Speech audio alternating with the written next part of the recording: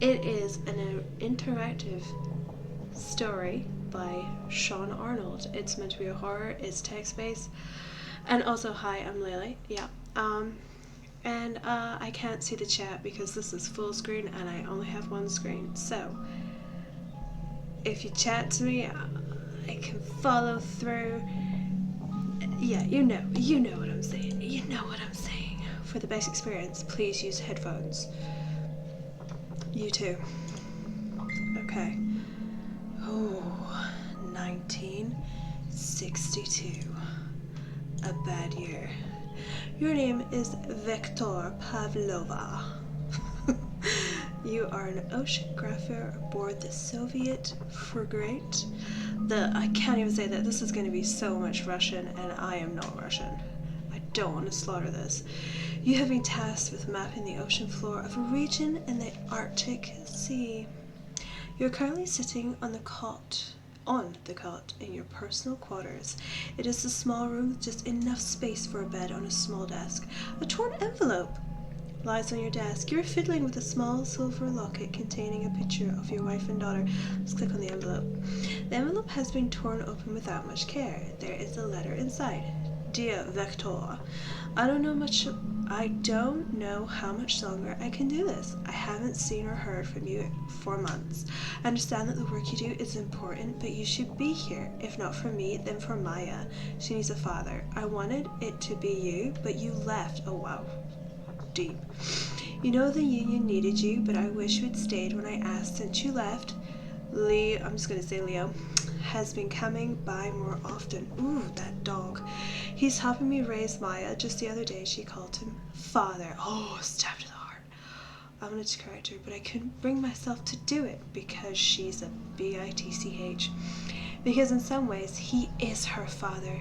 He's always been there and you haven't. She was replacing you with him. I still love you, but you're losing Maya. Please come back. With love. Wow! Harsh. So harsh.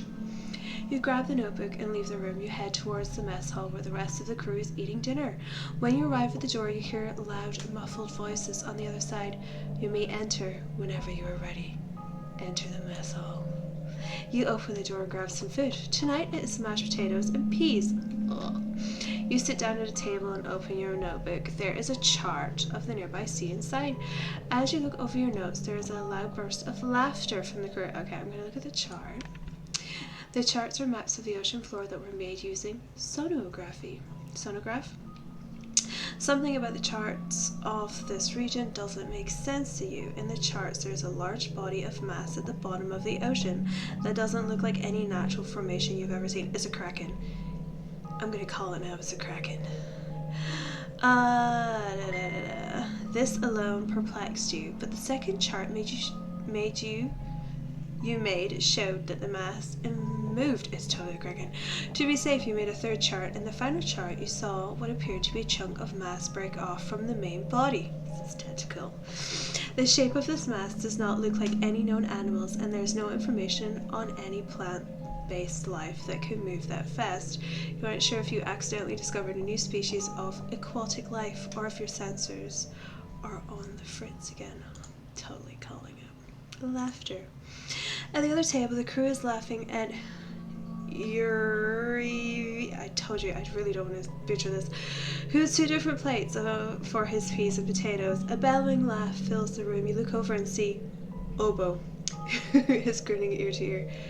Yur begins gesturing towards his plates. Okay, I'm going to click on Yur.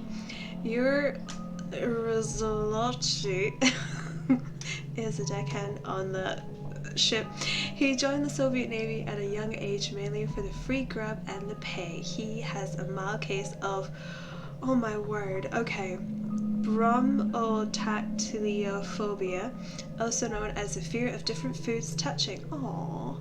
This fear often makes him the target of ridicule from the other crew members. Oh, so mean. Obo. Obo is the resident mechanic for the ship. He has been working on the ship for 6 years and has grown to be very fond of the ship.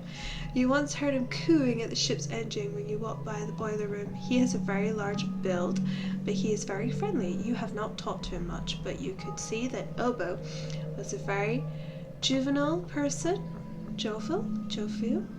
The others seem to enjoy talking to him. He is one of a kind. No one could replace him. Oh, he's gonna die. Late. It's very simple. Pea here, potato here. Pea never touched potatoes. Your attempts to explain anxiously. It's abomination. What wrong with that? Nothing wrong, Yuri. Ha ha. Hold up. Do you hear that? Mortar, fire! Oboe flings a few peas into Yuri's mashed potatoes. Aww. Blayaka. Blayaka? Why do you do this? The room bursts into laughter as Yuri scrambles to pick the peas out of his potatoes. Tell you, Oboe to lay off Yuri. Say nothing like, oh, tell him. Come on, Chutvak. It all good fun. Yuri is the good guy. Oboe replied with a chuckle. Ha ha ha ha. After exchanging a few words with some of the crew, you wrap up your meal and leave the mess hall to go back to your room. When you get to your personal quarters, you sit down at the desk and begin to look over your notes and the charts of the region. After a few hours, you notice your eyelids grow heavier and heavier. You start to think about sleep. Go to bed. You crawl into bed and begin to fall asleep, and then a kraken attacks. Ah, kraken! You are awakened by a deafening scream. You clamber out of bed and rush towards the source. You arrive to find a stunned Oboe, mouth agape and eyes wide open, staring into a supply closet. Look inside. As you get closer to the closet, you're hit with a pungent smell. You slowly peer inside and your jaw immediately drops. The walls are drenched in blood. Intestines are strewn about the shelves like ornaments, and blood pools on the floor. One look at the intestines and you realize something terrible. It's human. You feel it's Yuri, isn't it? You feel your stomach churn as you stumble backwards. Gagging, you lean on the wall for support. A torrent of footsteps is heard as the other crew members arrive. After a few minutes, the entire crew is at the supply closet. You recollect yourself and begin to observe the others. Some of the crew grab Oboe, still frozen in shock, and attempt to pull him away from the scene. Others gather in small groups and begin whispering. It's probably just an animal, right? Think, Yuri! Another crewman interjects. Does that look like animal intestine? No. You wait for more of the crew to arrive. Soon, Captain just call him Steph, arrives and demands an explanation. As you look at the 13 crew members around you, notice one odd detail that stands out to you. No one is missing. Ooh. Okay, Captain Rimmer, Steph, is the commanding officer of the ship. He rarely ever fraternizes with the rest of the crew and instead prefers to sit in his quarters alone, drinking the night away. Other than that, you do not know much about the captain, other than he stays out of your way, and you stay out of his. Okay, sweet. Call it out. Keep it to yourself. Call it out. The captain frowns as you explain that the blood came from a human, but no one on board seems to be missing. How? What was that? Trust no. It's so much blood. What are you suggesting? That this from one of us? He gestures towards the pooling blood in the supply closet. That is. You cut in gruffly as he tries to dismiss you. We are only humans for miles. It could come from no one else. The captain lets out a deep sigh and covers his face with his hand. He waits a few moments before turning to face you again. Yo, Moyo, what do you suggest then? Run tests on the blood. Steph gives you an incredulous look. Yeah, words. Blood tests. Is this necessary? We don't have a lot of testing kits. I don't want to waste kits on a hunch. What are they saying? My paranoia is at 19. Okay, I didn't even notice that. Why? We need to narrow down. Oh, what will happen? We need to narrow down suspects. It will put the crew at ease. The crew is on edge. If nothing else, blood tests will let them think we have a plan of some kind. Will help put them at ease and do some wonders for morale. You wait for Steph's response. Captain Steph squints as he thinks it over. After a few moments, he reluctantly nods to you and then turns to address the crew. Vector will perform tests on blood. Until we get results, everyone will be in mess hall. As the crew heads towards the mess hall, you grab a sample of the blood and head to the medical room. You grab a blood test kit and the medical files for all of the crew members. You plan to use blood type to narrow down the suspects. That's a good idea. You start the test and begin logging the blood types of each crew member. As you are doing this, the first step of the test is completed. Begin the second step. You start speculating about where the blood could have come from as you wait for the results of the test. It could be Steph's. Okay, that's results. Was that laughing? I'm pretty sure that was laughing. As soon as the test is completed, you compare it to the testing manual. The blood type is somewhat rare. A negative. You scan your notes of the crew's blood type and find that only 2 crew members have this blood type. Obo and Yuri. I knew it. Report to the mess hall. As you walk to the mess hall, you try to make sense of what you are even trying to say. If any person lost the amount of blood that was in the room, they would be dead. But you saw both Obo and Yuri at the supply closet. It couldn't be from one of them, could it? You arrive at the door to the mess hall. Open the door. You enter the mess hall to find the crew waiting for you. Some are eating breakfast, others still seem to be in shock. Captain Steph looks at you as you walk in. Well, Victor, what did you find? I don't want to do a Russian accent. I will butcher it. Just like the names. You look around the room and spot Obo, who is sitting at the table, arms crossed and staring straight ahead. Next to him is Yuri, who is eating leftovers from a plate in front of him. The plate contains both peas and potatoes. Wait a second. You notice that Yuri is eating potatoes and peas on the same plate despite his fear of foods touching. You watch him eat a few spoonfuls and are shocked to see him eat both foods in one bite. Victor? Why no, he never eats food together like that. What's changed? Victor? An angry Captain Steph interrupts your thoughts. You look around to see the entire crew staring at you, waiting in anticipation for the results. We're waiting. Call out Yuri. Yuri, your peas touch potatoes and you still eat. As you speak, Obo comes out of his daze and begins to stare at Yuri. The room is overcome with deathly silence as the crew processes this information. Yuri scoffs and looks around at everyone before answering. Yeah, so the real Yuri has fear of food touching. He hates for peas to touch potato, Obo exclaims. Obo slowly stands up. Obo's massive build looms over the much smaller Yuri as he steps forward. You're not him. You're not really Yuri. You're not my friend. Obo lunges at Yuri, clasping his hands around Yuri's neck. The rest of the crew rushes towards Obo to stop him. As the crew tries to pull Obo away, Yuri lets out an unearthly scream and his eyes roll into the back of his head. Yuri's body begins thrashing as the black liquid begins oozing out of his eyes. Ugh. His body contorts unnaturally as it begins transforming into something not of this world. Okay, so I was completely wrong. It's not a kraken. It's a changeling. The crew backs away in fear as they watch Obo struggling with the thrashing Yuri. After a few moments, Yuri's body goes limp. Suddenly, a tangle of jet black tentacles. Okay, maybe it is kraken. Just a really weird kraken. Yuri's body goes limp. Suddenly, a tangle of jet black tentacles sprout out of Yuri's back. Some of the crew let out a terrified yelps as they scramble for the door. The creature lets out one last shriek before slashing Obo's leg with its tentacles and scurrying off, escaping through one of the vents. The crew looks towards the vent, confounded by the horror they have just witnessed.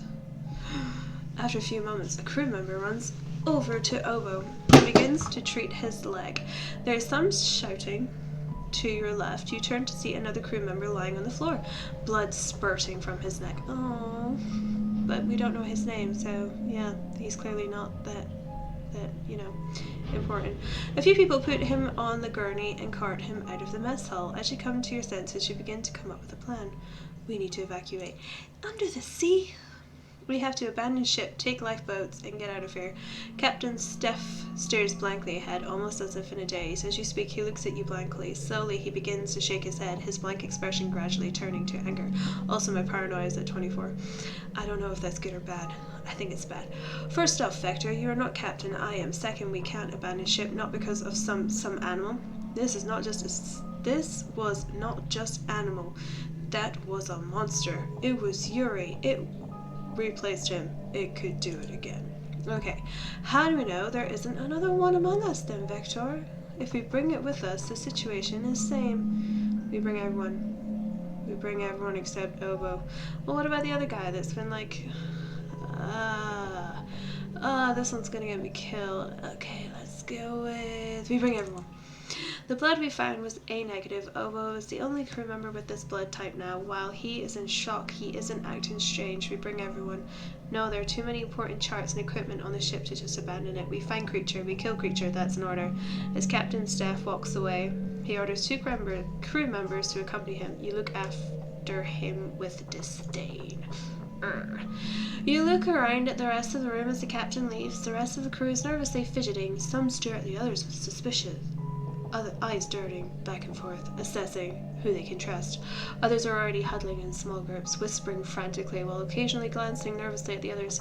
You watch with dismay as some of the crew sneaks away. You need to act now. Act now. You know the crew's best chance at survival is to escape before the creature can replace someone else, but Captain Staff won't order an evacuation. Obo is sitting in the corner. His leg has been freshly bandaged, and he is alone. What do you do? Ask Obo for help? Escape on your own? Organize a mutiny? I'm gonna ask him for help because I haven't heard any other names, so clearly the captain is important, Obo is important, and Yuri was important, and obviously my character is important, but no one else is important. That's the kind of general gist I'm getting. You run over to Obo, who's lying on the ground clutching his bleeding leg, and ask him if he can walk. He looks up at you with a grimace and replies, "It's just a scratch. It will take more than shallow cut to take me down." Good, then let's get off the ship. With a burrowed frown, Obo begins to speak. The captain said, "Staff doesn't know shit. We'll all die if we stay here. You saw what it did to Yuri. We stay here and we're next." Obo is silent for a few moments. "Perhaps you are right. That thing is crafty, and I doubt it replaced Yuri because it wanted new friends. So what do you plan to do?" "Escape on the lifeboat." "Vector, the lifeboat's motor is broken. I've been working on it, but even if it weren't, you want to just leave our comrades behind?" You look around the now empty room and then turn back to Obo with a solemn look. "Everyone is gone. The monster could have already transformed into one of them. Our best chance was to evacuate everyone after the attack, but that chance has gone now." Obo looks sternly at you before answering. "Alright, what you say is probably true. I'm in. We don't have any paddles." Obo chuckles somberly. "That incompetent Yuri lost them the last time we took it out, so I need tools to fix the lifeboat's engine. Follow me." Oh no. Okay, let's follow you, Obo. Obo walks briskly to his room. You follow close behind, but have trouble keeping up with him. You're amazed that he is able to walk so fast given his injury. When you enter his room, he begins rummaging for his toolkit. After searching for a moment, he faintly smiles as he pulls out a clanking bag. "Aha, here it is. These tools have never let me down." His smile quickly fades as you both hear a strange roar in the distance. There is another shrill scream that sounds almost human. You turn to Vector. Time to go. You begin to head towards the lifeboat with Obo. As you turn a corner, you notice a trail of blood that leads into a room. A look of dread overcomes Obo's face, but he attempts to reassure you with a nod. You inch towards the door and slowly begin to peer inside. As you look inside, Obo lets out an inaudible gasp. Inside the room, you see a pile of bodies in the corner of the room. Oh no. I called it though. Your eyes lock onto one of the bodies. You recognize him as Arthur, a young boy who worked in the kitchen. His skin is pale white and his dead eyes stare back at you. As the creature feasts on his body, his mouth hangs open. It's almost as if he was trying to scream for help. Oh, you know that. Why do they name them when they die? You notice a second creature walk towards the bodies and begin eating. Suddenly you feel a tug on your shoulder as Obo pulls you away and begins pushing you into another room. You notice a sign on the door says Armory. Once the both of you are in the armory, Obo locks the door behind you. New plan. We blow the Jiddah up. His voice trembles, but not with fear. His fists are clenched and he looks at you with determination. They kill my friends, defile my ship, I blow them up. Obo holds up explosive charge. You look up at him with concern. Is that safe? No, it isn't. Why would you? No. Of course it's safe. What?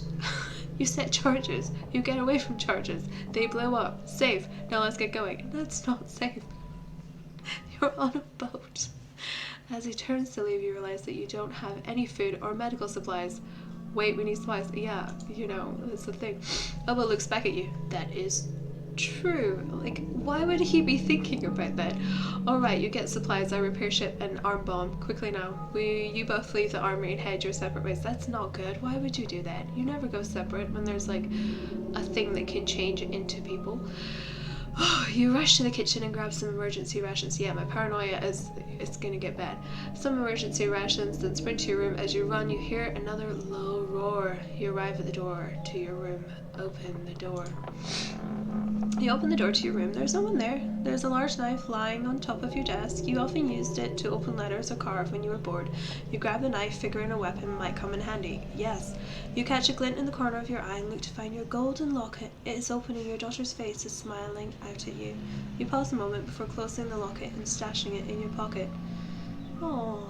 Head towards the lifeboat. You're never going to see her again, I don't think. As you run, your mind begins to wander frantically.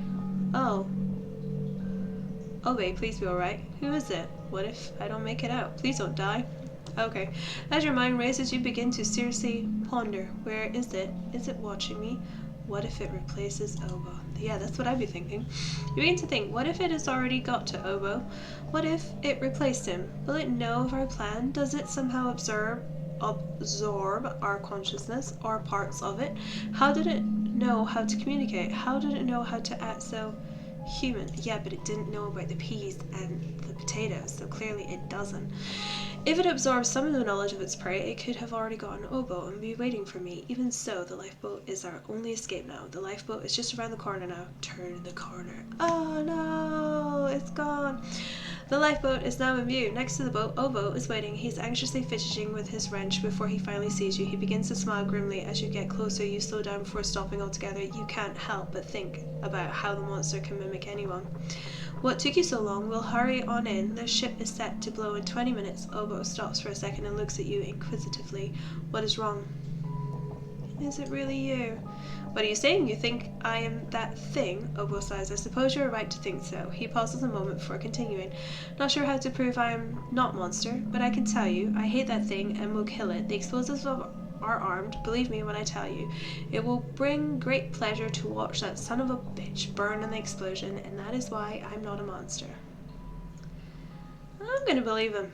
You board the ship with him. He smiles at you aboard the lifeboat. See, not so bad, right? Obo looks at you with a warm smile. Now let's get going. He walks over to the release mechanisms and pulls the switch. There's a loud clank of metal as the lifeboat jerks back. However, the mechanisms don't detach. Obo's smile is quickly replaced by a panicked look. What is wrong? The release mechanisms are jammed, probably because of the cold. Yo, moyo. Obo takes out his tools and begins working at the mechanisms, locking the lifeboat in place. You hear another roar from the other side of the ship. Hurry! Shut it, Vector. I'm working as fast as I can. As he works, the sound of the clanging metal echoes throughout the ship. You hear another roar. You aren't sure, but you think it was closer this time. Obo looks back at you with a worried grin. I think we got its attention, comrade. You can do this. Keep going, Obo. Obo turns around to keep working. 10 minutes pass by, but it feels like an eternity. You hear another roar, much closer this time. In the distance, you see a shadow growing ever larger. You look worriedly at Obo. Obo, it's coming. Just a second. Got it. Obo jumps back into the boat. Hit that switch. Hit it! In an instant, the lifeboat is released and falls violently towards the ocean floor. It hits the water with a deafening smack, creating a massive splash and soaking you with ice-cold water. Obo flicks the switch on the engine with a roar. I'm assuming that's meant to be engine, splutters to life, and Obo steers the boat away from the ship. A smile stretches across your face as you watch the ship grow smaller as you get further away. We did it! We're going to make... Boom! Kaboom! The ship is swallowed up in a fiery explosion. As your ears ring from the intense sound of the explosion, you feel something whiz past your head. You open and close your mouth rapidly, trying to fix your ringing ears. Once the ringing begins to fade away, you look up at Obo, who is staring past you with a look of horror. Your toes suddenly feel cold and wet. Look down, it's going to be blood, right? Comrade, there is a look. Oh, okay, that's not so bad. I mean, it is bad. We are in the ocean. You look at the front of the boat and see a hole where water is gushing forth. You come to the realization that what flew past you was shrapnel from the explosion, and it must have punched a hole in the bow. The boat is sinking, and you need to get to land now. There, steer towards that ice sheet. Oh no, why would you do this? Okay, Oboe steers towards the ice. My paranoia is now at 54. What happens when I get to 100? Will I just be like turn insane? Okay. As the boat rams into the ice sheet, you and Oboe both lurch forward. In the crash, you are knocked down to your hands and feet. Before the boat sinks, you and Oboe manage to scramble onto the icy shore. Panting, you stand up and look at the icy sheet around you. Oboe is next to you, gasping for air. You both take a moment to catch your breath before silently nodding at each other. Well, where is home? Oboe points silently towards the rising sun. Without exchanging any words, you begin walking in that direction. Oboe follows closely behind. As you walk forward, you can only think of one thing. Maya, I'm coming, and I won't be replaced by that. Oh, did I do it? Wow. I did it. I survived. I totally survived. And my paranoia was only at 54. Like, should I try again and like see how much more like messed up I can make it? Let's see. Okay, I'm not gonna read the whole thing until I get like a new,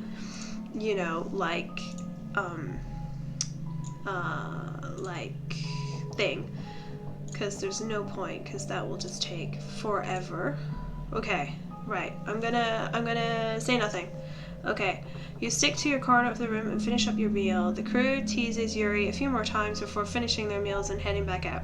As you pore over your notes for an hour, you realize that the rest of the crew is gone and your food is cold. You clean up your dishes and leave the mess hall to go back to your room. Okay, I did that. Oh, when you get to your personal quarters, you sit down at the desk and begin to look over your notes. The charts of regions. After a few hours, you notice your eyelids grow heavier and heavier. You start to think about sleep. However, so many questions still plague you. Could it be a new species? What is down there? Next. Could it be a new... Oh, it's just the same chair. Okay. Crawl into bed and begin to fall asleep. My paranoia is at 1, even though nothing has happened yet. Yeah, this is a screaming. I look inside. There's a pool of blood. It's human. It's Yuri. Let's you notice on the detail that stands out. No one is missing. Keep it to yourself. You stand quietly as the others debate what happened. Oh, my paranoia went up to 15. Oh my god. Captain Steph frowns as the crew members continue arguing over what happened. Spotting you, he walks across the hall to where you are. Vector, you're a scientist. What do you make of this? Tell him what you know. As you explain that the blood probably came from one of the crew, doubt begins to creep over the captain's face. Steph lets out a deep sigh. Yomo, what do you suggest then? Run tests on the blood. Okay. We need to narrow down suspects. Blood tests will narrow down lists of suspects. Blood could have come from anyone here, but it is human, and we are the only humans for miles, so it had to come from one of us. You wait for Stefan's response. Captain Stefan squints as he thinks it over. After a few moments, he reluctantly nods. Yeah, I've read that. That's a medical test. That's the second one. It can only be Oboe or Yuri. Report to the mess hall. I open the door. Let's share my findings. As you share your results, the crew turns around to look at the two suspects. Oboe doesn't fidget, and Yuri continues to eat his potatoes and peas. Captain Stefan frowns. Notice one of the crew members staring at Yuri as he eats with a baffled look. He begins to speak. Yuri, your peas touch potato. At the uttering of these words, Oboe wakes from his daze. Yeah, I got that. Did that too. You are not friends. Stop it. You are not of this world. He completely just crazy. We need to evacuate. That's a monster. Okay. We bring everyone except Oboe. The blood we found was A negative. Only one here that is A negative is Oboe. So we can't trust him. We take everyone but him. That may be true, but we can't leave. There are too many important charts and equipment. Yes, which I've read before. I looked at you with disdain. You need to act now. Okay. Let me... Ooh, I get two options. Let is escape on my own. After seeing what it did to Yuri, you know choosing to stay here is the same as choosing to die. You slowly start to edge towards the kitchen as the others go into small groups. No one seems to notice you. They are too busy watching Obo and whispering amongst themselves. Finally, you arrive at the door. Open the door. You enter the kitchen and race towards the cupboards. You swing the cupboards open and begin grabbing emergency rations, stuffing them into your coat pocket. When you're done, you leave the room. You exit out the back door and begin running to your room. You see another crew member sneaking around on his own. He gives you an annoying nod before briskly walking away. You arrive at the door to your room. Open the door. That is... Let us read over the charts. You remember the unidentified body of mass that showed up in the charts earlier. You start to wonder if it had something to do with the creature. As you read over the charts, you begin to piece together theories. In the third chart, a chunk of mass broke off from the main body and appeared to be moving. You study the chart for a few more minutes. To your shock, you notice that the chart indicates a slight altitude change for the mass. Was it moving upwards towards the ship? If this thing came from the sea floor, it might be just a smaller part of a much bigger organism. Leave the room. You race out of the room, start heading towards the lifeboat. The lifeboat is only a few more turns away, but as you turn the corner, you spot something in the distance. Three of the crew member walking into a room, but that is not what stops you in your tracks. Behind them, there is something more sinister slowly crawling across the ceiling. A hulking mess of withering black worms stalks them and follows them into the room. The creature. You immediately dart behind the corner and cover your mouth with your hands, desperately trying to muffle the sounds of your breath. After a moment, you work up the courage to peek your head around the corner to look, but the monster is nowhere to be found. Wait. Suddenly you hear a terrified scream and a loud deafening bang that reverberates through the hall, a gunshot. There is silence for a few moments. Suddenly there is another shot and a blood-curdling shriek fills the air. It unlike anything you have ever heard before. Frightening, wicked, and unearthly. Abruptly you hear a flurry of whacks followed by the sound of flesh being sliced. There are a few agonizing screams and then nothing. Your breath becomes short and erratic as you listen to them die. Go back.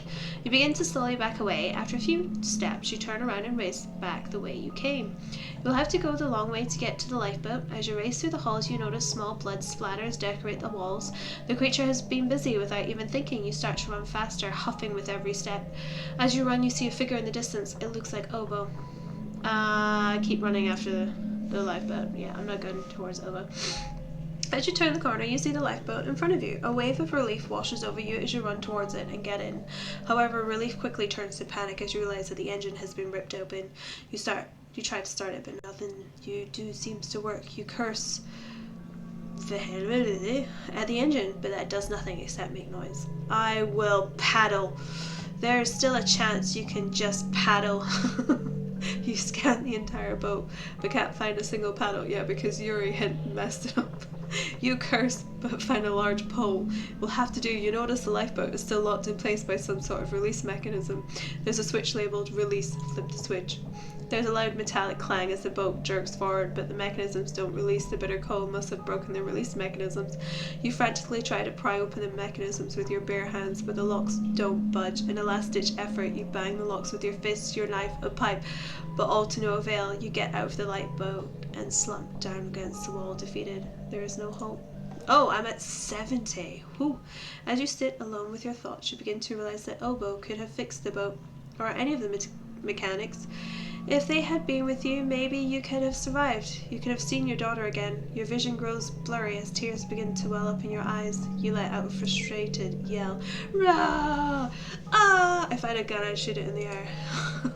Your yell is answered by a low roar. You realize it's from the monster, but you have already accepted defeat, and don't try to run. You bury your face in your hands. You can hear footsteps approaching you, but you don't look up. There's a hissing noise and you feel a firm tug on the back of your clothes. You're lifted up off the floor. As you look upwards at your captor, you see a black mass of ever-mutating worm-like strands. It is both solid and shapeless at the same time. You look into its black, soulless eyes and then close your eyes. It lets out a blood-curdling shriek. Stab it. You take out your knife and attempt to drive it through the creature's head. However, the withering black worms form a hole before the blade even hits, almost as if each one was purposefully avoiding the blade. The creature howls at you. This is it. You accept your fate. As the creature opens its mouth, there is another blood-curdling shriek as you are enshrouded in darkness and then silence. For a few moments you hear nothing, see nothing, feel nothing, but then you begin to hear voices of humans all talking with one another, advising something, telling it what to do. Some of the voices sound familiar, others foreign. After a while, you begin to realize that one of the voices belongs to Yuri and others on the crew. Their voices comfort you. The black void clears. Slowly, the darkness surrounding you begins to fade. You can see the hulls of the ship and begin to walk towards the captain's quarters. As you look down, you see a withering mass of black worms where your hand should be. It slowly becomes a hand. You begin to realize what you have become, that you are no longer you, but we, and we are hungry. The end. Okay, so I got two endings. Two endings. So I think I did pretty well. I think I might actually change game because I don't know. It's good. I did enjoy it. I think I just like it's very short and free, obviously. But yeah, I think I will be back in like a minute while I choose another game to try. Yeah, so catch me pretty soon.